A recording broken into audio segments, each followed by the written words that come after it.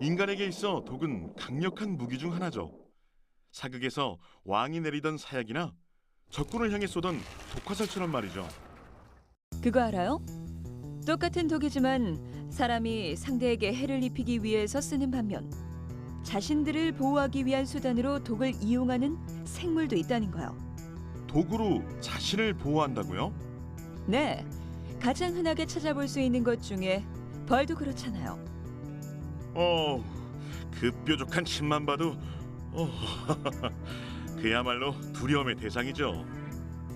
벌은 무더위가 시작되는 7월부터 개체수를 늘리기 시작해 번식기인 8, 9월엔 절정을 이루거든요. 그래서 이때가 벌들에게 많은 에너지가 필요로 해서 성향도 공격적으로 변하는군요. 그리고 독성분도 1년 중 이때가 가장 치명적이라고 해요. 벌에 쏘였을 때 퉁퉁 붓고 많이 아프던데 왜 그런 거죠? 벌에 쏘였을 때 통증은 세로토닌, 히스타민 때문이라고 해요. 특히 말벌의 독은 세로토닌 함량이 높다고 해요. 말벌의 독성은 어마어마한데요. 그 차이가 무려 꿀벌의 70배. 장수말벌의 독성은 꿀벌의 550배나 된다고요. 근데 벌이 가진 독성보다 벌에 쏘였을 때 우리 몸의 면역 체계가 과민 반응하여 나타나는 알레르기 쇼크 반응이 더 무서운 거예요. 벌침독은 외부 물질이기 때문에 우리 몸 안에 들어오게 될 경우 우리 몸은 면역 작용을 하게 되죠. 이 과정에서 사람에 따라 아나필락시스 쇼크를 일으켜 심하면 사망에 이를 수도 있게 되는 거죠. 근데 벌보다는 제가 지금 말씀드릴 게 독성으로는 한 수 위인 것 같은데요. 글쎄, 길고 짧은 건 대봐야 알겠죠? 뭐길래 그래요?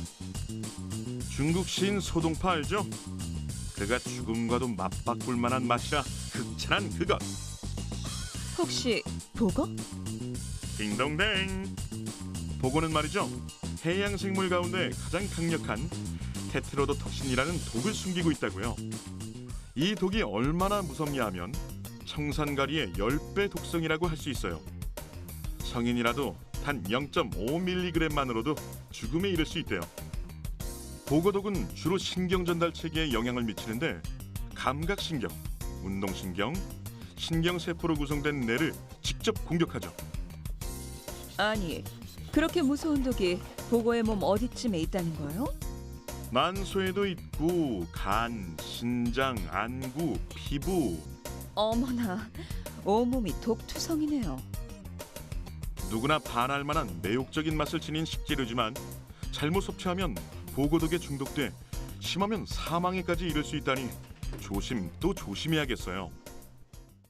하지만 뭐니 해도 독의 원주하면 뱀 아니겠어요? 뱀은 과거 인간에 의해 전쟁용 무기로 이용되기도 했대요. 기원전 184년 카르나고 한니발은 독사로 가득 채운 항아리를 상대배에 던지는 훈련을 시켰다지 뭐예요. 뱀 하면 누구나 두려워하니 그럴 만도 하죠. 먼저 뱀독을 얘기하자면 그 종류에 따라 두 가지로 나눠볼 수 있어요. 독이라고 다 똑같은 독이 아니군요. 우선 코브라는 신경계통에 영향을 미쳐 호흡장애와 심장활동을 마비시키는 신경성 독을 갖고 있다고요. 살모사나 반시뱀도 만만치 않아요. 모세혈관의 벽을 파괴하여 혈관계통과 신체 조직에 해를 끼치는 혈액성 독을 갖고 있죠. 신경성 독을 가진 뱀에게 물리면 통증은 없지만 전신에 독이 퍼져 몸이 마비되고 사망에 이르게 되죠. 혈액성 독을 가진 뱀에 물리면 출혈과 심한 통증, 호흡곤란을 일으킬 수 있죠. 벌, 보고, 뱀까지 그야말로 독한 놈들의 독한 세계네요. 그런데 반전이 있어요. 이런 독이 사람을 살리는 약이 된다고요. 독이 약이 된다고요? 마술을 부리는 것도 아니고. 벌독의 경우 펩타이드 성분이 호르몬 분비를 촉진시켜 소염 진통작용을 하거나 항산화 작용에 효과가 있다는 것이 여러 실험을 통해 밝혀졌죠. 배터리의 출력이 약 17% 정도 볼트로 나오게 하면은 벌들이 공격을 하게 됩니다. 벌들이 공격하면은 4초 동안을 전기를 주고 3초 동안 쉬게 하면은 일벌들이 공격을 해서 끝난 애들은 다시 집으로 들어가고 새로운 애들이 또 공격을 하고 교체로 해서 공격을 해서 봉독을 채취하는 방법이 되겠습니다. 이렇게 벌독만 추출해 이용하는 방식이라면 더욱 효과적이고 안전하게 질환 치료에 이용할 수도 있겠네요. 그런데 독하기로 유명한 보고독은 약으로 쓰기 좀 힘들지 않을까요? 아니에요. 보거의 독은 신경세포만 일시적으로 마비시킬 수 있다는 점에서 신경치료제로서 잠재력을 지니고 있다고 평가받고 있어요. 또 통증 치료제와 마취제로 활용하기 위한 연구도 계속되고 있다고 하네요. 설마 뱀독도 치료제로 쓰려고 연구 중인가요? 아니요. 뱀독은 이미 치료제가 상용화되고 있다고요. 고혈압 치료제로 뱀독 성분 중에서 아미노액시드 4개, 5개짜리를 활용해서 캡토프릴 이런 그 고혈압 치료제가 개발되어 있고요. 지금 현재 많은 상용화가 이루어지고 있는 그런 상황입니다. 여기서 멈추지 않고 뱀독의 항암 효과에 대한 연구도 계속 이어가고 있다니 기대해 볼 만하겠죠? 독으로서 약으로서 동물독의 위력 오늘 확실히 알았네요.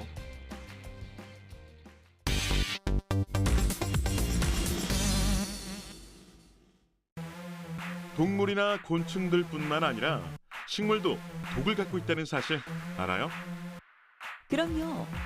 독버섯 있잖아요. 산에 갈 때면 늘 독버섯 조심하라는 얘기도 종종 듣곤 했는데 독버섯 얘기하려는 거죠? 어쩌죠? 아닌데 식물 중에 버섯에만 독이 있는 건 아니라고요. 대부분의 식물에는 소량이지만 독성분인 알카로이드가 들어있다고요. 주변에서 흔하게 보던 식물에 독이 있었다니. 근데 그 독성분이라는 알카로이드는 뭐죠? 알카로이드는 식물계에 존재하는 질소 염기성 화학물인데 이게 동물의 신경계에 영향을 미친다고 해요. 카페인, 모르핀, 코카인, 니코틴 등이 잘 알려진 알카로이드라고 하죠. 아, 그 모든 것들이 독성에 포함되는군요. 그런데 식물이 이런 독성분을 지니고 있는 이유가 뭔지 알아요? 움직이지 못하는 식물들이 천적으로부터 자신을 보호하기 위해 만든 거 아닌가요? 맞아요. 그럼 어떤 식물들이 독을 품고 있는지 찾아보죠. 이건 도라지 아닌가요? 아니, 도라지에도 독이 있었어요? 많이 닮긴 닮았죠? 하지만 도라지와는 다른 자리공이라는 식물이에요. 동의보감에 의하면 이 자리공은 성질은 평하고 맛은 맵고 시며 독이 많다고 했거든요. 실제로 자리공은 독성분을 함유하고 있어서 많은 양을 먹을 경우 부작용을 일으키는 약초예요. 아, 자리공을 도라지로 잘못 알고 먹어서 식중독을 일으킨 사건을 본 적이 있는 것 같아요. 근데 이렇게 독초를 잘못 알고 먹는 경우가 자리공뿐만은 아니죠. 많은 사람들이 나물하고 독초를 구분 못해서 사고가 생기는 경우가 많습니다. 뭐 곰치와 동이나물이라든가 은방울꽃과 산마늘 이런 경우는 구분하기가 만만치가 않습니다. 무턱대고 섭취한다는 생각 자체를 삼가는 것이 필요하지 않나 그렇게 생각합니다. 그렇다고 자리공이 꼭 나쁜 것만은 아니에요. 한의학에서는 몸에 복수 찼을 때나 부종에 효과가 있다고 보고 있대요. 식물의 독도 유용하게 쓰이기도 하네요. 그리고 일반인들이 흔하게 헷갈리는 것 중에 이게 있는데요.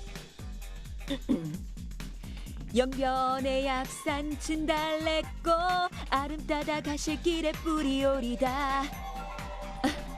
그거 맞죠? 잘 보라고요. 진달래와 꼭 닮긴 했지만 산철쭉이에요. 철쭉이나 산철쭉은 독성이 있어서 잘못 먹으면 배탈과 구토로 고생할 수 있다고요. 이건 산삼인가요? 아니요, 백선이라고 하는데요.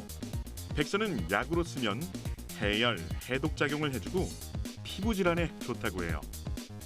그런데 이 백선의 뿌리를 봉삼 또는 봉황삼이라고 부르기도 하는데 백선의 뿌리 모양이 봉황을 닮았다고 해서 그렇게 부르는데 산삼보다 약효가 높다고 속여 팔거나 술을 담가 먹는데 백선에도 독성이 있는 만큼 조심히 섭취해야 된다고요. 백선피는 그 성질이 차갑기 때문에 수족이 냉한 사람들이 복용을 하면 안 됩니다. 만약 다량 복용하게 되면 체온이 내려가는 부작용이 생깁니다. 또 심하면 간 기능에 이상을 일으킬 수도 있다니 함부로 먹어서는 안 된다고요. 산에 사는 식물에만 독이 있는 건 아니죠. 맞아요. 가로수의 대명사 은행나무의 열매에도 독성 물질이 함유돼 있어요. 은행나무 열매에는 시안배당체와 함께 메틸피리독신이라는 독성 물질이 함유돼 있죠. 메틸피리독신은 한 번에 많은 양을 먹으면 의식을 잃거나 발작을 일으키는 물질로 알려져 있어요. 그래서 은행나무 열매는 반드시 익혀 먹고 성인의 경우 하루 10알, 아이들의 경우 2~3알 이내로 섭취해야 한다고 하는 거죠. 무심코 지나쳤던 주변 식물들이 이런 독을 품고 있었을 줄은 몰랐네요. 식용식물과 혼동하는 일이 빈번하게 일어나는 만큼 이번 기회에 확실하게 알아두면 좋겠어요.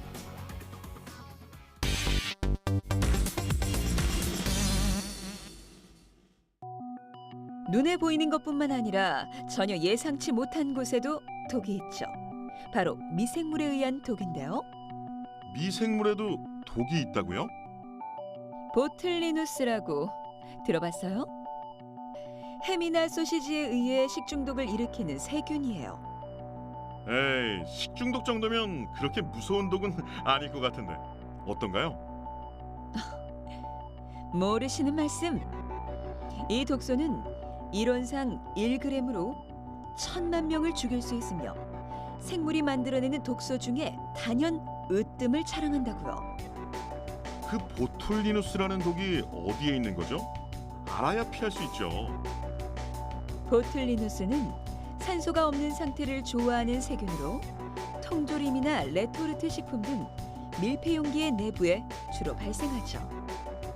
이 보툴리누스의 독소는 신경독으로 신경세포에 침투하면 신경 전달 물질인 아세틸콜린이 분비되지 않게 된다고 해요. 쉽게 설명해줘요. 그럼 어떻게 되는 거예요?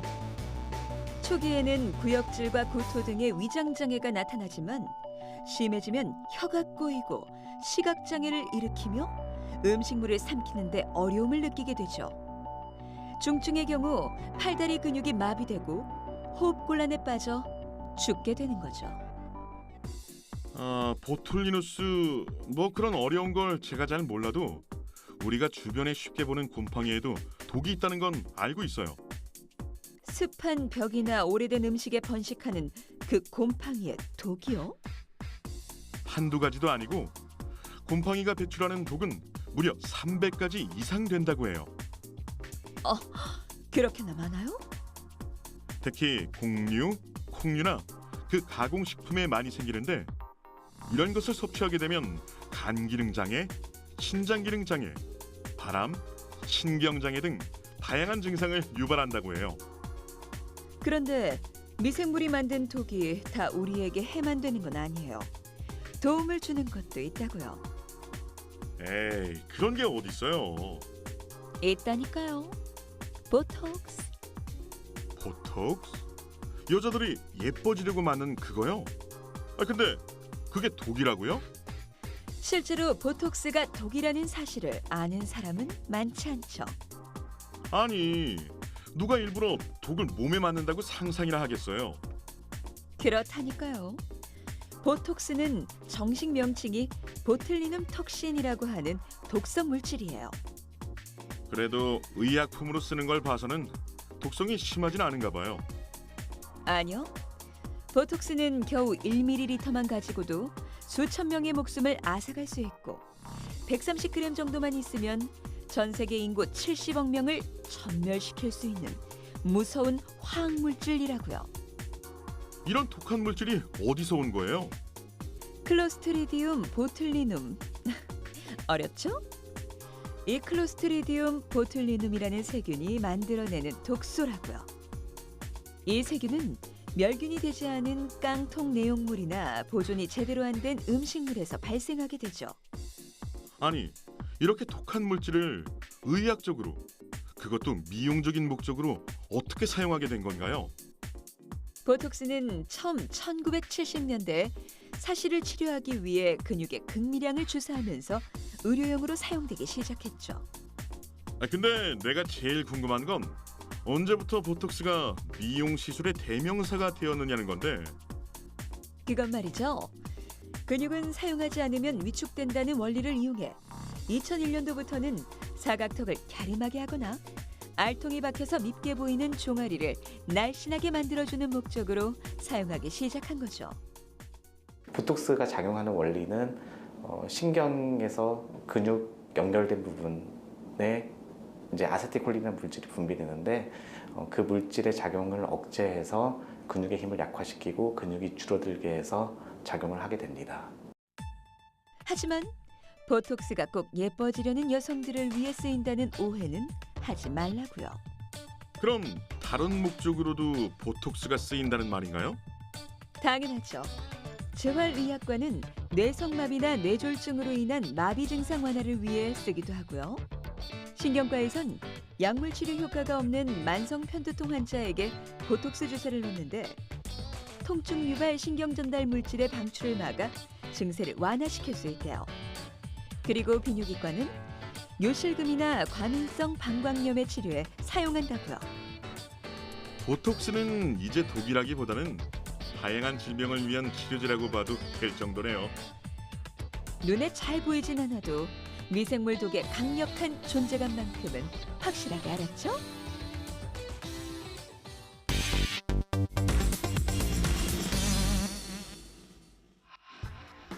우리가 즐겨 먹는 식재료에도 독이 있다는 사실 알고 있어요? 식재료에 독이 있다고요? 고사리 좋아해요? 고사리? 볶아 먹어도 맛있고 육개장에 빼놓을 수 없는 그 고사리요?